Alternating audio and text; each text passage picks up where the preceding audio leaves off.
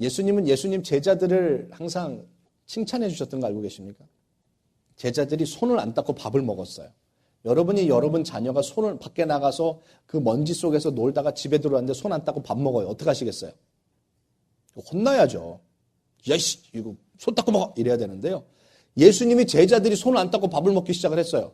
그때 옆에 있었던 사람들이, 바리새인 서기관들이 뭐라 그래요?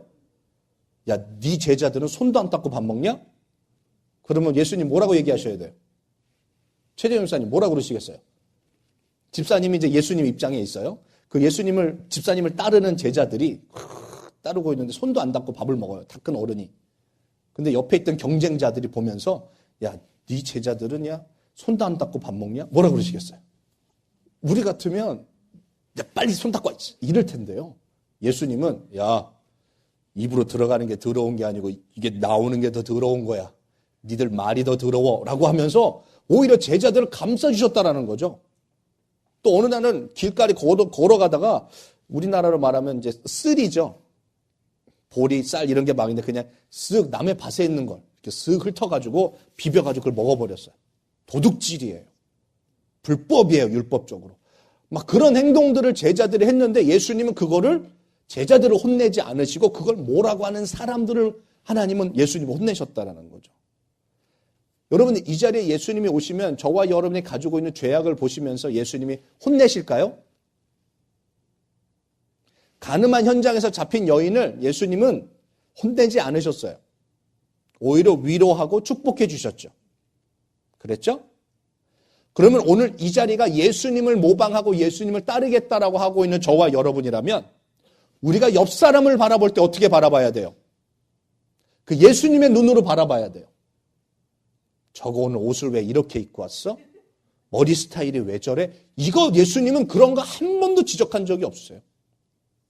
그 속사람을 아프고 힘든 걸 위로해 주시려고 하는 것이 그게 기독교고 그게 예수 믿는 사람이에요.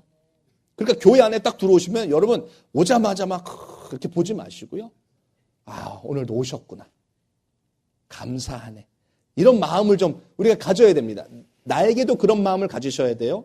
위로하는 마음을 가지셔야 되고 오늘 예수님이 그런 눈으로 바라보시겠구나. 그래서 오늘 옆 사람에게 한번 그런 인사를 한번 했으면 좋겠어요. 우리 시간 다 한번 다 같이 일어나시죠. 한번 지금 위로가 필요할 것 같은 사람한테 가셔가지고요. 오늘 너무 이쁘십니다. 오늘 너무 멋있습니다. 가세요. 옆에 사람 하지 말고요. 이렇게 한번 둘러보세요. 둘러보시고 아, 이분 안 웃으신다. 가서 좀 이렇게 오늘 너무 잘 오셨어요. 이렇게 인사 좀 해주세요. 오늘 머리 너무 이뻐요. 네. 자, 오늘 하나님 말씀 우리 다 같이 우리 읽어보도록 하겠습니다. 마태복음 19장 21절 22절에 있는 말씀입니다. 예수께서 가라사대 내가 온전하고자 할진대 가서 내 소유를 팔아 가난한 자들에게 주라. 그리하면 하늘에서 보화가 내게 있으리라. 그리고 와서 나를 쫓으라 하시니 22절 그 청년이 재물이 많음으로 이 말씀을 듣고 근심하며 가니라. 세상에 살다 보면 이런 얘기들을 가끔 듣습니다. 야, 걔 참 그 기회 잘 잡았어. 걔 참 그 사람 잘 잡았어. 그 때를 참 잘 만났어. 라고 하는 이야기를 듣는 경우도 있고요. 어쩔 때는 야, 걔 참 안타깝다. 아깝다. 이런 얘기 들을 때가 있어요. 우리 지금 재범 청년이 지금 군대 가 있는데요. 시민권을 따려고 군대를 들어갔어요. 근데 신기하죠? 걔가 딱 들어가고 나서 그 군대 가는 게 문이 딱 닫혔어요. 더 이상 그 군대 가고 싶어도 이제 안 돼요. 그 유학생 비자를 가지고는 이제 더 이상 안 돼. 그 문이 닫혔어요. 그러니까 재범이는 뭘 잘 잡았어요? 기회를 잘 잡았어요. 그 때를 딱 잘 잡았어요. 그 녀석은 신기하게 어리버리한 것 같은데 그런 기회들을 참 잘 잡아요. 그 어머니가 어마어마하게 기도하시는 분이시거든요. 그러니까 그 기회들을 참 잘 잡아요. 좋은 기회를 잡으면요. 그 인생의 방향이 바뀌게 돼 있습니다. 좋은 방향으로 바뀌게 돼 있어요. 그래서 성공하는 면으로 쫙 가는가 하면 그 기회를 놓치면 그 인생의 고난을 얼마나 많이 받는지 몰라요. 그래서 이 기회라는 게 우리에게 참 자주 오면 좋겠는데 자주 오는 것도 아니고요. 기회가 내 앞에 딱 나타나서 이마박에다가 기회라고 딱 써놓는다면 우리 그걸 누가 안 잡겠습니까? 근데 그걸 못 잡는다는 것이죠. 그래서 그리스 신화에 기회라는 신이 있는데요. 그 신이 어떻게 생겼냐면 앞에는 머리가 이렇게 길대요. 그러니까 우리 김용현 집사님처럼 머리가 긴데 뒤에는 대머리고요. 앞에만 길대요. 그러니까 그 기회라는 신이 내 앞에 있으면 머리를 끄댕이를 잡아서 내 걸로 만드는데 기회가 지나가고 나면 뒤에가 뭐예요? 대머리예요. 그러니까 잡을 수가 있어요? 없어요? 못 잡아요. 그러니까 기회라는 건 내 앞에 있을 때만 잡을 수 있지 지나가고 나서 아무리 땅을 치고 후회를 해도 소용이 없다라는 것이죠.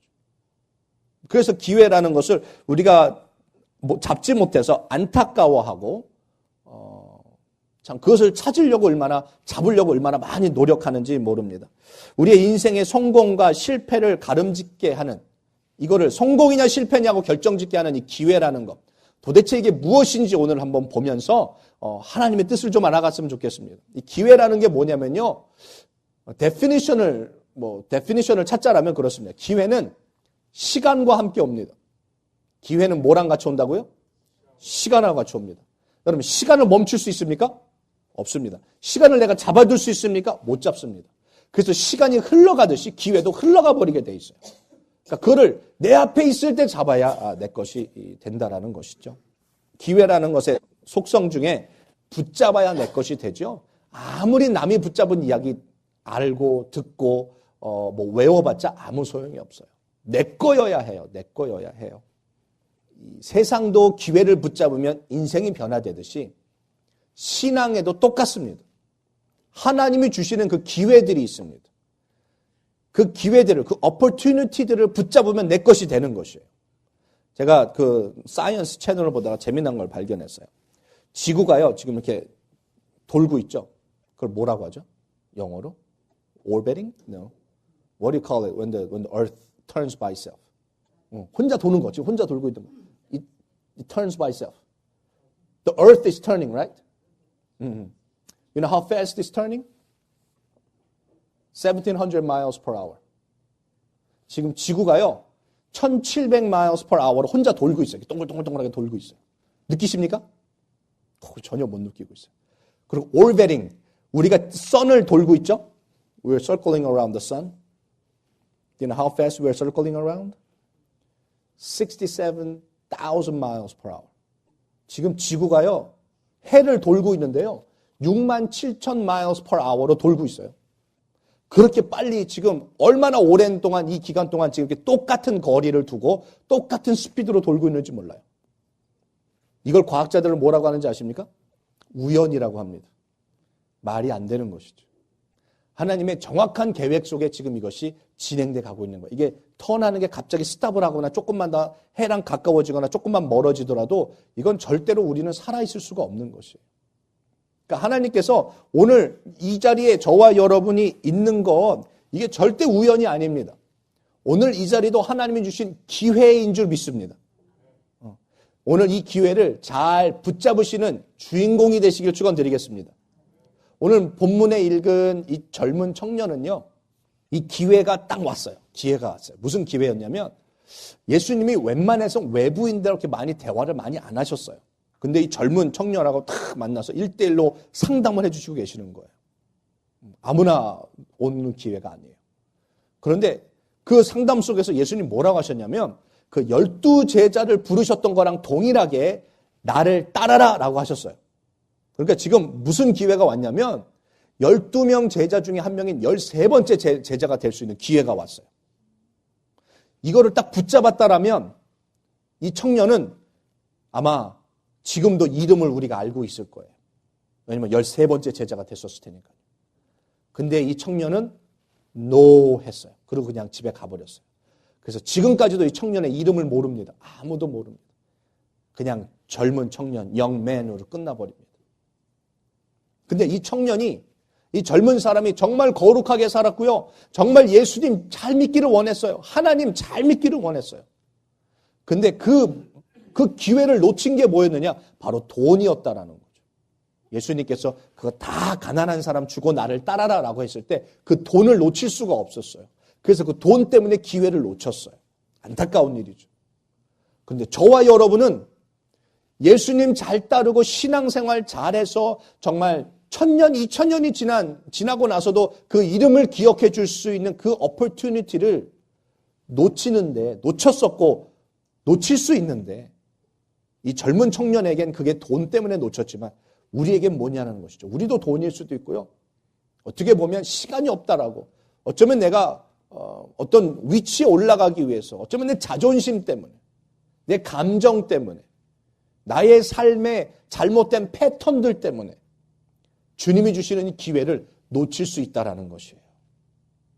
오늘 우리는 이 젊은 청년처럼 기회 놓치지 않는 축복의 주인공이 되시기를 축원드리겠습니다. 또 예수님을 만난 사람들 중에요, 기회를 붙잡은 사람이 있어요. 누구냐면 예수님이 십자가에 돌아가실 때요, 양쪽에 강도들이 있었어요. 아시는 것처럼 그 강도들은요, 그냥 평범한 죄를 짓는 사람은 그렇게 죽이지 않았어요.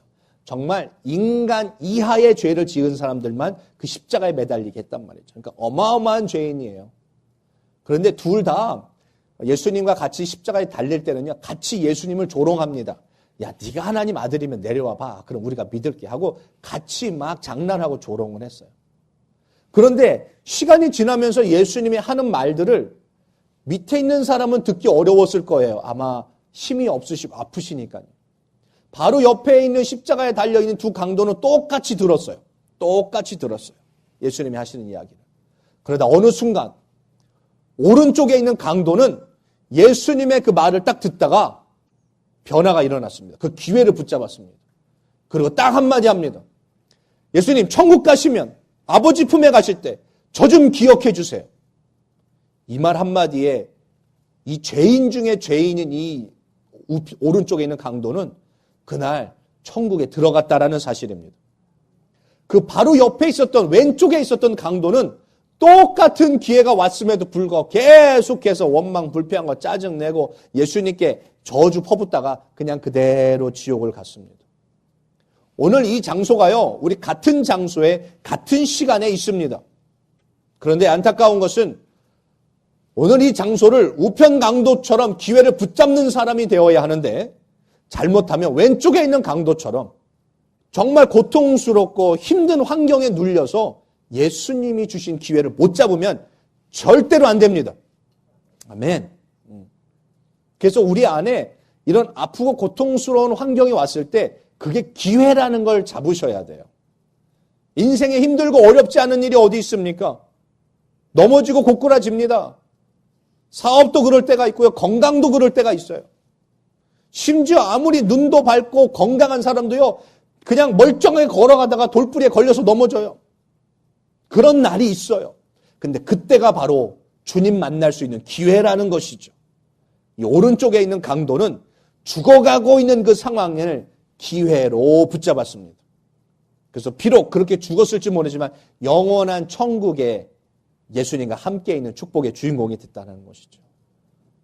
저와 여러분의 지금 인생에 힘든 일이 있죠. 어려운 일이 있죠. 그때가 기회구나라고 마음을 붙잡는다라면 오늘 우편 강도와 같은 축복의 주인공이 되게 될 줄 믿습니다. 아멘.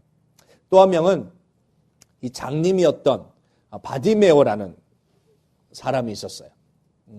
얼마나 불쌍한 인생이냐면, 장님이면 지금은 뭐 그래도 좀 세상에 오퍼튜니티가 조금 있지만 그 당시에는 전혀 기회가 없었어요. 그냥 거지로 평생 살아야 하는 것이에요. 그것도 빌어먹고 살아야 되기 때문에 사람들이 돈을 줘야 되기 때문에 어디 가서 숨어서 이렇게 살 수가 없어요. 사람들이 돈을 줘야 먹고 사니까. 그러니까 사람들이 많은 데 가서 항상 구걸을 해야 했습니다. 그런 곳에 가 있는데 어느 날 이런 이야기를 듣죠. 야, 예수님이라는 분이 대단하시댄더라. 야, 물도 걸어가고 막 5,000명도 먹이고 막 문둥병도 막 고치신대더라. 했을 때 바디메오에게는 그렇게 크게 와닿지가 않았을 거예요. 아, 좋은 선지자 한 분 나타났구나 했을 텐데요. 어느 날 갑자기 귀가 번쩍 뜨이는 얘기를 듣습니다. 뭐냐면, 야, 그 예수님이라는 분이 장님을 눈을 뜨게 했대. 라는 말을 듣는 순간 이 장님 바디메오가 어땠겠습니까? 정말 기도했었을 것이고 부모님도 기도했을 것이고 뭐 의사도 찾아가 봤을 거고 다 해봤는데 안 돼서 이제 포기하고 거지로 살던, 소망 없이 살아가던 이 바디메오에게 다시 한번 소망이라는 게 생긴 거예요. 내가 예수님만 만나면 나는 눈을 뜰 수 있겠구나 하는 마음의 소망을 가지고 예수님을 기다리게 됐다라는 것이죠. 그리고 예수님을 자기가 찾으러 갈 수가 없어요. 앞이 안 보이니까요. 그런데 어디선가 이야기를 듣습니다. 예수님이 지금 이 동네로 오고 계시대. 그런데 아니나 다를까 저 멀리서부터 웅성웅성하는 소리가 들려요. 당연히 유명 인사가 온 것이고 예수님이 오신 것이다라고 생각이 들고 바디메오는 그 웅성웅성하는 데를 뛰어갑니다. 뛰어가면서 예수님을 막 부릅니다. 그랬을 때 그 많은 사람들이 있는 데에서 여러분 한번 생각해 보세요. 예수님 만나겠다고 이쁜 옷 입고 탁 나갔는데 다운타운에 있었던 거지가 와가지고 막 냄새나는 와서 내 몸에 막 부딪히고 막 그런다고 생각해 보세요. 얼마나 기분 나쁘겠어요. 그 예수님 보러 왔던 예수님께 한번 잘 보이려고 왔었던 그 군중들이 이 거지가 막 달려드니까 계속 시끄럽다고 하고 자꾸만 뒤로 밀어냈어요. 그래도 바디메오는 끝까지 예수님을 부르시셨다는 것이죠. 왜요? 예수님을 만나야 자기가 원하는 것이 이루어지기 때문에 그래요. 그래서 예수님께서 야, 걔 데리고 와라 했을 때 예수님이 너 뭘 원하니? 바디메오는 조금도 기다림 없이 눈을 뜨기 원합니다. 그때 바디메오는 눈을 뜨게 된 줄 믿으시기 바랍니다.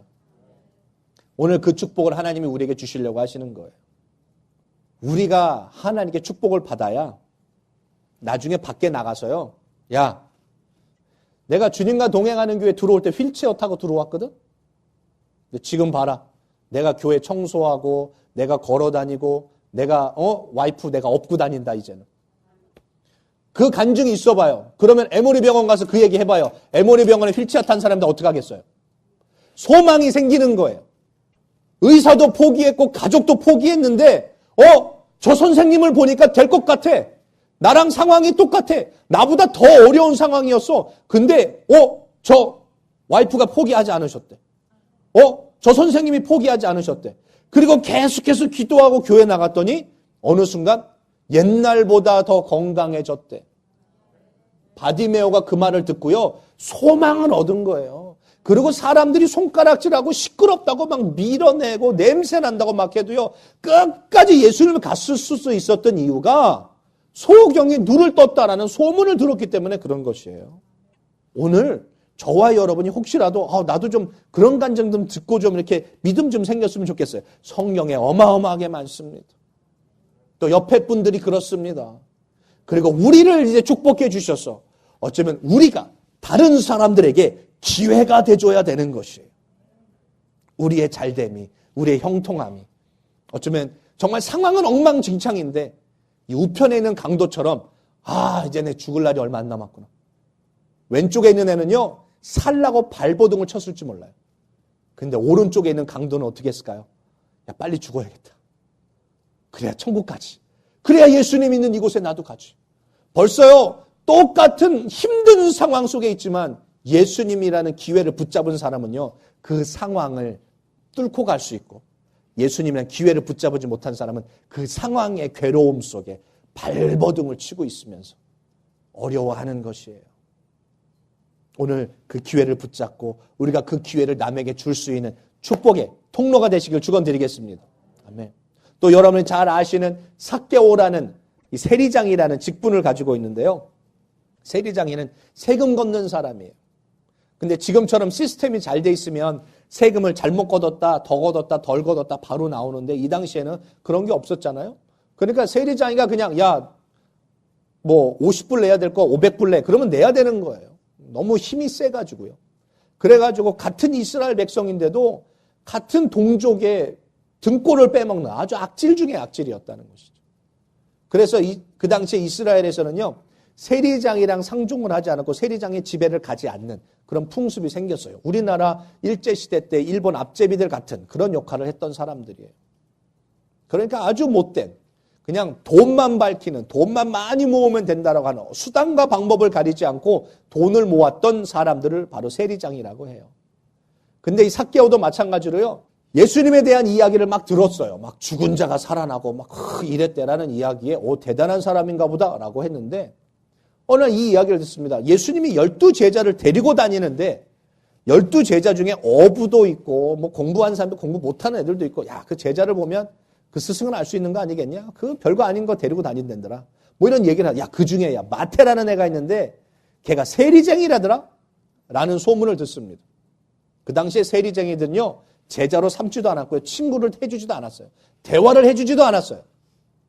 근데 예수님이라는 분이 세리장이를 제자 삼아서 함께 밥 먹고 함께 자고 함께 공부하고 함께 가르치고 있는 그런 얘기를 듣고요. 이 삭개오가요. 나도 그런 관계 속에 나를 좀 돌봐주고 나를 좀 돌아봐주고 나와 함께 얘기해줘. 나랑 같이 밥 먹어줄 사람을 찾고 있었더라는 것이죠. 그래서 삭개오가 예수님을 보고 싶은데 거기 갈 수가 없어요. 그 많은 군중들이 모여있는데 이런 세리장이가 가면요. 해코지를 당합니다. 테러를 당합니다. 갈 수가 없어요. 그래서 몰래 나무 위에 올라가서 예수님 얼굴만이라도 봐야지 하고 있었다라는 거예요. 그랬는데 그때에 아무도 삭개오가 나무 위에 올라가 있는 거에 알 수도 없었고 관심도 없었어요. 그냥 다 지나가고 있었어요. 근데 그때 삭개오 그 뽕나무 위에서 이렇게 예수님을 내려보고 있을 때요. 예수님이 그 밑에 지나가시다가 다 거기를 쓰셨어요. 그리고 고개를 드셔서 예수님과 삭개오의 눈이 마주쳤다는 것이죠. 그리고 예수님이 딱 한마디, 야, 오늘 너네 집에 가서 밥 먹자. 삭개오가 네. 그리고서 식사 준비를 열심히 하는 동안에요. 예수님이 삭개오가 말 한마디 안 하셨어요. 회개해 임마. 너 그러면 죽어. 너 지옥 가. 이런 말 한마디도 안 하셨어요. 그런데도 불구하고 놀라운 역사는 무엇이냐? 삭개오에게 회개의 역사가 일어났다는 것이죠. 그냥 예수님과 눈만 마주쳤는데. 오늘 하나님 말씀 에스라 5장 5절에 있는 말씀 한 절만 우리 볼까요? 하나님이 유다 장로들을 돌아보셨으므로 저희가 능히 역사를 패하게 못하고 이 일을 다 리오에게 고하고 그 답조가 오기를 기다렸더라. 이게 뭐냐면요. 이스라엘의 성벽이 다 무너졌어요. 그래서 그 성벽을 다시 지으려고 성벽이 무너지니까 도둑놈들도 막 들어오고 막 난리를 치는데도 아무도 막아줄 사람이 없는 거예요. 그래서 성벽을 다시 세우려고 하는데 이스라엘 나라가 망했어요. 전쟁에서 졌어요. 근데 성벽을 다시 세우려고 하니까 그 나라가 그 점령한 나라가 야 니들이 뭔데 다시 성벽을 세워? 이거 반란 아니야? 하고서는 그거를 세우지 못하게끔 자꾸만 방해를 했어요. 근데 하나님께서 선지자들에게 예언을 해주시고 많은 사람들에게 다시 지어라 해서 그냥 생명을 걸고 죽으면 죽으리라 하고 성벽을 짓기 시작을 했어요. 근데 그 당시에 이스라엘 백성들의 리더자들이 장로였단 말이죠. 장로들도 이거 안 될 것 같아요. 이거 하다가 우리 다 죽습니다. 라고 하고 있었는데 갑자기 5장 5절에 장로들이 하나님이 유다 장로들을 돌아보셨으므로 그래가지고 장로들이 그래 죽으면 죽자 하고서는 성벽을 막 짓기 시작을 합니다. 하나님 말씀을 순종하기 시작을 해요. 근데 여기서 이 돌아보셨으므로가 영어로 뭐라고 돼 있어요? Watching over. NIV나 다른 데 보면요. 킹제임스 보면 looking이라고 되어 있어요. 한국말로 보면 돌아보셨다라고 해가지고 꼭 이렇게 하나님께서 막 품어주시고 막 능력 주시고 막 이렇게 해주신 걸로 착각을 하는데 영어로는요. 그냥 looking, watching이에요. 하나님은 보기만 하셨어요. 그런데 장로들에게 뭐가 생겼느냐? 담대한 믿음이 생겼어요. 그래, 죽이려면 죽여라. 누가 나를 와칭하고 계시다? 하나님이 나를 와칭하고 계시다. 삭개오가요, 예수님 막 능력을 행하시고 삭개오에게 막 마음을 막 녹여버리시는 말을 하시고 막 그게 아니었어요. 그냥 삭개오랑 예수님과 눈만 뭐 했어요? 마주쳤어요. 예수님이 와칭했어요. 삭개오. 그거 한마디에 삭개오는 녹아졌어요. 하나님이 보고 계시다는 거 하나의 장로들은요. 생명을 걸고 사역을 했어요. 우리가 가끔 이런 간증들을 너무 많이 들어서 문제예요. 기도하는데 하나님의 음성이 들렸고 하나님의 손길이 느껴졌고 막 하나님이 나를 막 이렇게 이끌어 가시는 게 막 느껴졌어요. 막 말씀이 막 하늘에서 훅 내려왔고요. 기도하는데 네온 사인처럼 막 가라 막. 난 안 가려고 했는데요. 자꾸만 막 꿈에 막 나타나시고 막 이래가지고 어쩔 수 없이 제가 이렇게 하나님 뜻대로 살아가서 이렇게 됐습니다라는 간증들을 우리가 너무 많이 들었어요. 성경에 보면요. 그냥 하나님 말씀 하나에 움직인 사람들이 더 많아요. 오늘 여기서 보면요. 생명을 걸고 했는데 뭐 했냐면 그냥 하나님이 보고 계심에 이 사람들은 생명을 걸고 달려갔어요. 최재현 목사님, 오늘 잠깐 집사님이 나오죠. 강아지 산책하러 가끔 데리고 나가십니까? 끈 묶고 나가십니까? 그냥 내보내십니까? 갈 때 이렇게 막 만약에 산책을 하면 개가 보통 앞으로 가죠? 가다가 얘들이 중간중간 뭐 합니까? 왜 쳐다보죠? 오면 개는요, 주인이 뒤에 있으면 걸어간다. 근데 한번 숨어보세요. 개가 어떻게 되나? 기절합니다. 그죠? 개가요, 주인이 뒤에 따라오는 줄 알았는데 없으면요, 얘 난리 납니다. 우리 아이들도 그래요. 엄마가 있느냐 없느냐 확인하는 거, 나를 보고 있다라는 그 느낌이요, 그 굉장한 담대함을 주는 것입니다. 오늘 하나님께서 우리에게 하시는 이야기가 뭐냐면요, 우리에게 지금 어떤 기회가 와 있냐면요, 오늘 하나님께서는 졸지도 않으시고 주무시지도 않으시고 불꽃 같은 눈동자로 오늘도 우리를 보고 계시대요. 그것만으로도 담대할 수 있어야 된다는 거죠. 강아지 새끼도 주인이 쳐다봐주고 있으면 담대한데, 우주 만물을 창조하신 하나님께서 나를 보고 계시다라는데, 나를 지켜보호하고 계시고, 나의 행동, 나의 마음 먹는 거, 생각하는 것까지도 다 알고 계시다라는데, 우리가 왜 담대함을 못 가지고 사냐는 거죠. 아마 이걸 거예요. 개처럼 자주 쳐다보질 않아서 그럴 거예요. 하나님, 나 지금 보고 계시죠? 하나님, 나 잘하고 있죠? 나 여기 가도 될까요? 이거 먹어도 될까요? 이거 마셔도 될까요? 나 이런 말 해도 될까요? 나 막 빨리 가고 싶은데 가도 될까요? 쓸까요? 나 여기 쉬 좀 하고 싶은데. 걔는요, 항상 수시로 쳐다보고 확인을 한다는 것이죠. 근데 우리는 확인이라는 걸 안 해요. 따라오세요. 그리고 막, 주님 따라와. 막 빨리 가야 돼요. 막 그러고 가지. 주님이 오고 계시는지 안 오고 계시는지를 확인 안 할 때가 너무 많아요. 그러니까 가다가 겁나는 거예요. 그러니까 가다가 넘어지는 거예요. 오늘 주님이 오늘 우리를 보고 계시는 거 하나만으로도 우리는 큰 믿음, 우리에겐 큰 담대함의 소유자가 될 수 있는 줄 믿습니다. 삭개오에겐 그 축복이 임했던 것이에요. 아, 날 보고 계시구나. 나를 알고 계시구나. 그러면서 어마어마한 회개의 역사가 이 삭개오의 가정에 임하게 되었어요. 오늘 예수님을 만나서 이렇게 놀라운 변화를 받은 주인공, 우리가 그 주인공이 돼서 삭개오처럼 죄인의 자리에 있었지만 그곳에서 주님 만나서 마음의 시원함을 느껴서 인생이 180도 바뀐 사람, 우리가 그런 사람이 되어서 또 다른 힘들고 죄인으로 마음의 무거움으로 살고 있는 사람들에게 우리가 그들에게 기회를 주고 소망을 주는 저와 여러분이 다 되시기를 축원드리겠습니다. 그래서 오늘 말씀 속에서 우리가 하나를 더 붙잡고 가야 될 것이 무엇이 있냐면요, 이 모든 것들, 예수님을 만나서 변화받은 사람들의 공통점이 하나를 찾자라고 하면 이겁니다. 그들이 죄인 되었음을 깨닫게 되었어요. 그들이 내가 이렇게 살면 안 되는구나. 주님 만나고 내가 변화되어 살아야 되겠다. 그리고 자기가 가지고 있던 죄악의 삶을 그냥 엄밋한 게 아니에요. 내가 이렇게 살면 안 되는데 이렇게 한 게 아니고요. 인생의 삶을 바꿨어요. 그래서 변화된 삶을 살았다라는 것이죠. 그 변화된 삶이요, 성경에서는 천대까지 복이 내려간다고 되어 있고 그 기회를 붙잡지 못하면 3, 4대 저주가 내려간다고 되어 있어요. 캘리포니아의 그 와이어 웨스트라고 하죠. 그 서부로 막 이사를 가고 막 금을 찾기 위해서 막 갈 때요. 그 프론티어를 막 갈 때 그때 캘리포니아에 시작한 교회에 등록한 교인들 중에 돈을 벌기 위해 왔던 청년 둘이 있었습니다. 한 사람의 이름은 조나단 에드워드라는 청년이었고 또 한 청년은 맥스 듀크라는 청년이었어요. 두 청년이 돈 벌기 위해서 금 찾기 위해서 캘리포니아에 와서 교회를 열심히 청년 때 다녔습니다. 200년 전 이야기예요. 200년 전 이야기예요.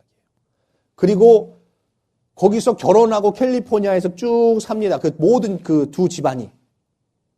그리고서 어느 날 센서스 인구조사한 거의 결과를 어느 뉴스페이퍼가 캘리포니아에서 쫙 발표를 했어요. 근데 재미난 게 뭐냐면요, 조나단 에드워드는 거기서 예수 믿는 부인 만나서 교회에서 계속 신앙생활하는 집안이 됐고요. 맥스 듀크라는 남자는 교회 다니지 않는 여자를 만나서 그 이후로 교회를 다니지 않는 집안이 됐어요. 그랬는데요. 이게 데이터입니다. 조나단 에드워드는 이게 7대까지 내려갔어요. 7대가 내려갔는데 자식이 1349명이에요. 1349명의 자녀들을 뒀는데 295명이 대학교를 졸업을 했어요. 지금은 대학교 다 졸업을, 그 당시에는 대학교 졸업이 쉬운 게 아니었죠. 13명이 대학교 총장이에요. President of College라고 해야 되나요? 그 다음에 15명이 프로페서가 됐고요. 3명이 세넷, 국회의원이 됐고요. 3명이 주지사가 됐어요. 30명이 판사고요. 저지가 됐고요. 100명이 lawyer, 변호사가 됐어요. 75명이 군대 장교가 됐고요. 의사가 56명, 시티 메어가 3명, 그 다음에 Vice President of the United States가 1명이 나왔어요. 이게 조나단 에드워드의 7대 동안 내려가면서 신앙생활을 지켜온 가정의 센서스입니다. 맥스 듀크는요, 560명입니다. 애들이 560명. 많이 안 났어요. 많이 안 난 이유가 뭐냐면요, 100명이 알코올릭이었습니다. 100명이 알코올릭이었고요. 260명이 나라에서 도움을 받으며 사는 그런 홈레스 같은 도움을 받으며 사는 사람들입니다. 160명이 감옥에 갔다 온 전과를 가지고 있습니다. 그 중에 7명은 살인을 했습니다. 끝에서 끝에 데이터를 가지고 온 거기는 하겠지만 너무나 큰 차이가 나지 않는 걸까요? 그 두 집안이 똑같은 교회에서 시작을 했고 똑같은 장소에 똑같은 시대에 살았는데요. 하나님 교회를 다니면서 내 자신을 회개하고 내 자신을 돌아본 집안하고요. 그냥 멋대로 산 하나님 없이 살아온 그 집안의 자녀들의 차이는 확연히 드러나는 것이에요. 그게 무엇일까요? 하나님의 은혜이기도 하고 성령의 능력이기도 하지만 신앙 안에 말씀 안에 내 자신이 비추어지면 항상 내 안에 있는 악한 습성들과 잘못된 것을 성령은 계속해서 알려주고 있어요.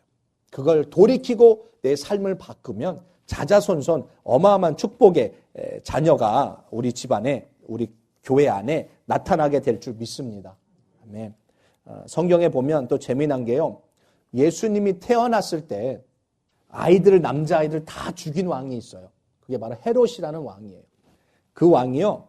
죽고 그 다음에 헤롯 안티파스라는 아들이 또 왕이 됐어요. 근데 이 왕이요. 자기 동생의 부인으로 삼아버렸고 그것 때문에 세례 요한을 목을 잘라 죽이는 그런 왕이 됐습니다. 이 사람이 죽고 그 다음 아들이 또 왕이 됐는데 이 사람은 헤롯 아그리빠라는 그러니까 첫째 왕의 손자가 되겠죠. 이 사람은 뭐였냐면 야고보를 죽였습니다. 야고보라는 예수님의 제자를 죽였고 베드로를 감옥에 넣은 사람입니다.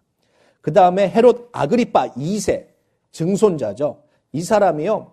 바울이 전도하는 곳곳마다 얼마나 태클을 걸었는지 몰라요. 그래서 이 헤롯이라는 왕의 4대까지 내려가고요. 그 다음에 더 이상 왕이 없어졌습니다. 잘렸습니다. 성경에 죄를 지면 그 죄의 보응이 3, 4대 내려간다고 되어 있습니다. 3, 4대. 그래서 3, 4대 내려가고 더 이상 그 죄에 대한 대가를 하나님이 치르지 않게 하신다는 게 아니고요. 3, 4대가 지나고 나면 끝나버려요. 그게 그냥. 지금 북한이 몇 대 내려왔습니까? 이제 3대 내려왔습니다. 근데 벌써 끝이 보여요. 3대째 끝날 수도 있고 4대 내려가서 끝날 수도 있겠지만 이런 하나님의 어긋난 일을 하는 사람들은 3대, 4대까지 가지를 못하게 되어 있어요. 그거에 비해서 말씀대로 살아가려고 하는 이스라엘이나 말씀대로 살아가려고 하는 사람은 1000대까지 복을 주기로 하나님이 약속되어 있다는 것이죠. 이 기회를 저와 여러분이 오늘 붙잡으시기를 축원드리겠습니다. 이거를 붙잡을 수 있도록 오늘 같이 이제 식사 후에 같이 이야기를 나누면서 내 안에 있는 어떠한 것들, 어떠한 더러운 것들을 제하여 버리고 하나님이 주시려고 하는 축복을 어떠한 것을 붙잡아야 되는지 오늘 우리가 깨닫고 간다라면 정말 놀라운 축복이 임할 거예요. 그중에 하나만 더 찝고 가죠. 항상 그런 생각을 하시면 돼요. 예수님이라면 이걸 하실까? 이런 행동을 하실까 안 하실까? 한 번만 생각해 보시면 돼요. 그중에 뭐가 있냐면요. 사주팔자. 예수님이 보실까요? 예수님은 사주팔자 같은 거 안 보실 거예요. 예수님까지 생각 안 해요. 목사님이라면 이거 하실까? 한 번만 생각해 보세요. 제가 스포츠 신문을 딱 보는데 거기에 막 토끼띠, 오늘의 운세 이런 것을 제가 그런 거 볼까요? 그런 거 보시면 안 돼요. 아, 뭐 본다고 뭐가 있겠어요? 아니요. 우리 인간의 뇌는요, 정말 신기해가지고요. 그런 거 보면요, 오늘 동편에서 지인이 온댄다. 뭐 이거 보고 나면 계속 이렇게 되는 거예요. 이 사단의 장난은요, 우리 머릿속에 한번 심어 놓으면요, 하나님의 말씀은 그렇게 잘 까먹는데. 지난주 설교 제목 뭔지 아십니까? 이렇다고요. 근데 작년에 읽었던 오늘의 운세에 뭐 2016년도에 이랬을 것이다. 이런 거는 너무나 잘 기억하고 있다는 것이죠. 그래서 보시면 안 된다는 거예요. 그런 것들이요, 우리의 인생을 망칩니다. 미국 애들은 별자리로 이야기를 하죠. 너 무슨 별자리야? 막 이런 거. 그런 거 보시면, 그런 거 얘기하고 그러시면 안 돼요. 그건 하나님을 모욕하는 행동입니다. 진짜 하나님 기뻐하지 아니하시는 일이에요. 제가 정말 멋있다고 생각하고 있는 집사님이 한 분 계셨어요. 정말 멋있었어요. 등치도 키도 크시고요. 그 연령대 그렇게 키 크신 분이 많지 않으신데 또 색스폰도 얼마나 잘 부시는지 그냥 이렇게 옛날에 딴따라 하셨어요. 카바레에서 하셨던 분이에요. 그러니까 그러다 은혜 받고 교회 와가지고요. 그분은 악보도 필요 없어요. 그냥 찬양 딱 들어가면 딱 듣고 바로 부르세요. 그냥 그 곡을 치는 게 아니고요. 화음까지 막 넣어가면서 하시는 거예요. 뭐 그걸로 먹고 사셨으니까 이게 뭐 아무것도 아닌 거예요. 막 하시는데요. 그분과 함께 이제 부흥 집회를 인도하는 데 가서 이제 그분이 특송을 하셔서 쫙 가는데 한국의 휴게소를 딱 들어갔는데요. 나 같은 죄인 부르면 막 다 눈물 흘리는 그런 색스폰 연주자, 믿음의 집사님이, 안수 집사님이 같이 국수를 말아먹고 있는데 오늘의 운세를 보시면서, 목사님, 오늘 부흥이 잘 될 것 같아요. 왜요? 오늘 뭐 하는 것마다 다 잘 된대요. 주님이 그러세요? 아니요, 여기 신문에 나왔어요. 오늘의 운세, 저한테 그게 나왔어요. 목사님 나와 함께 했으니까 잘 될 겁니다. 그 말을 듣는데 제가 얼마나 마음이 아팠는지 몰라요. 근데 하나님 마음은 얼마나 더 아프셨을까요? 하나님께서 오늘도 내가 너를 불꽃 같은 눈동자로 지켜보고 있고, 얘랑아, 머리털까지 내가 다 세고 있거든, 네 머리카락? 응? 오늘 3개 빠졌지? 알아, 괜찮아. 5개 나게 해줄게. 하나님은 불기둥, 구름기둥으로 보호해 주시겠다고 약속되어 있는데, 그거는 믿지를 못하고, 무슨 신문사에서 내놓은 거 하나, 장난으로 내놓은 거 하나를 그거를 의지하고 믿고 입으로 시인하고 있는 모습, 하나님 정말 싫어하세요. 이거 우리 회개해야 합니다. 그래서 그것도 하지 마세요. 아이고, 3년 차, 이렇게 3년 다른, 4년 텀 있는 부부 그렇게 결혼하면 참 좋대. 3년이 4년이에요. 2년이에요? 나는 지금까지 그 통계 좀 가져와 보세요. 4년 차이 나서 결혼했는데 부부싸움 한 번 안 하고 잘 살더라. 그런 거 없단 말이죠. 그런 얘기 이렇게 계속 우리가 따라하지 마세요. 입으로 하지 마세요. 밥에다가 숟가락 꽂으면 왜 안 돼요? 꽂으세요. 괜찮아요. 상관없어요. 왼손 괜찮고요. 문지방 밟아도 괜찮아요. 그런 것 때문에 누가 어떻게 됐다 그런 거에 이렇게 눌려 살지 마세요. 저도 어렸을 때 할머니가 그런 얘기 더 많이 하셔가지고요. 그 얘기에 이렇게 눌려 있어요. 손 큰 놈은 도둑이라더라. 도둑 아닌데 손을 크지 마. 발 큰 놈은 뭘 했다. 이런 거 여러분 그런 소리 우리 아이들한테 넘겨주지 마세요.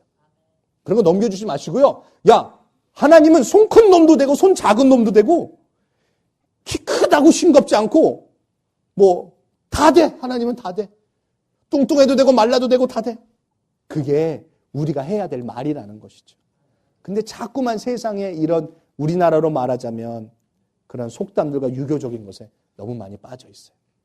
우리 마음 편안하게 오늘도 나를 바라보고 계시는 하나님의 눈이 조이스를 바라보고 있는 예수님의 눈이 오늘 어떤 눈일까요?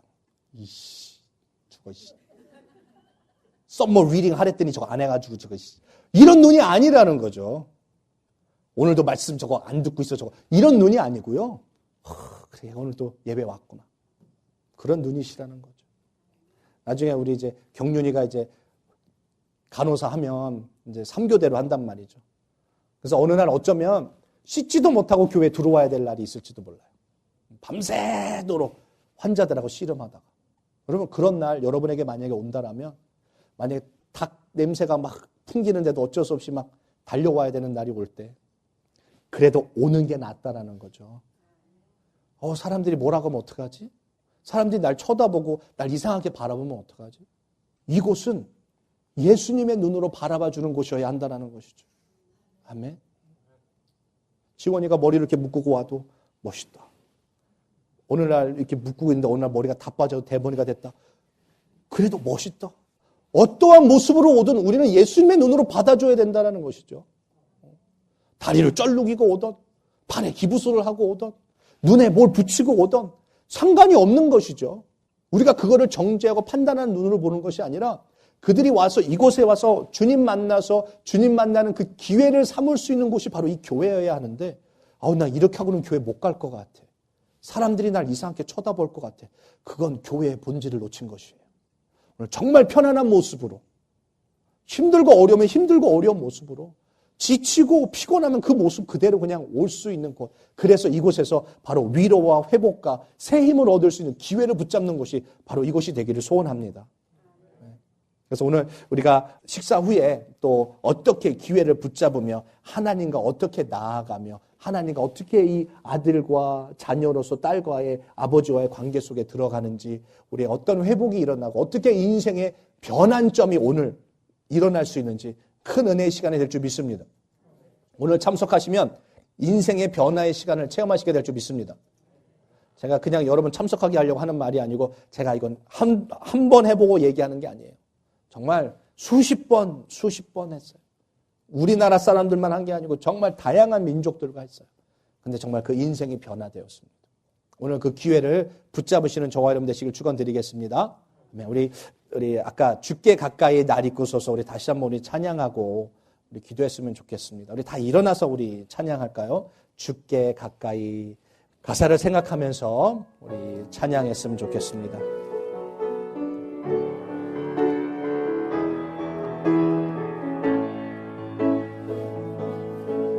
주께 가까이 날 이끄소서 간절히 주님만을 원합니다. 채워주소서 주의 사랑을 진정한 찬양 드릴 수 있도록 다시 한번 주께 가까이 날 이끄소서 간절히 주님만을 원합니다. 채워주소서 주의 사랑을 진정한 찬양 드릴 수 있도록 목마른 나의 영혼 주를 부르니 나의 맘 만져 주소서 주님만을 원합니다.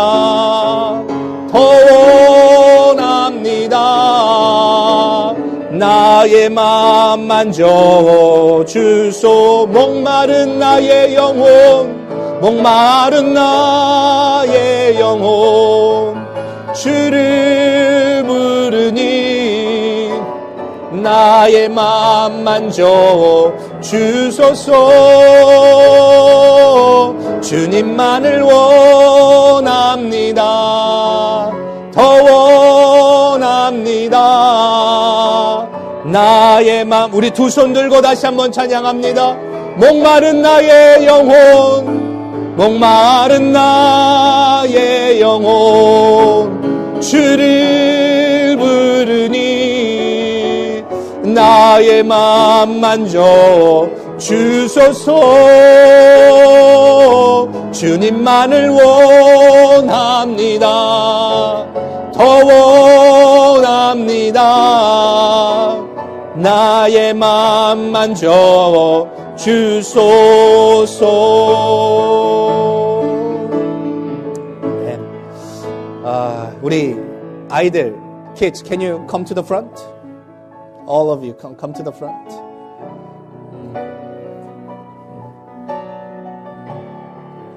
우리 아이들이 이제 내일 학교를 이제 가게 됩니다. 가게 되는데, 우리 밑에 step down. Can you make a nice one line?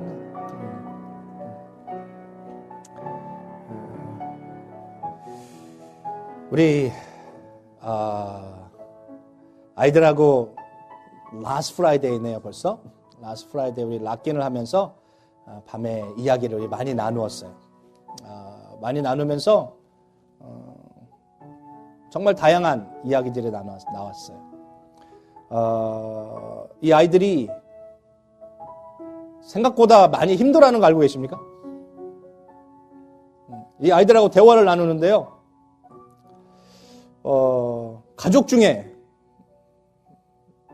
벌써 먼저 하늘나라 가신 분들도 있어요.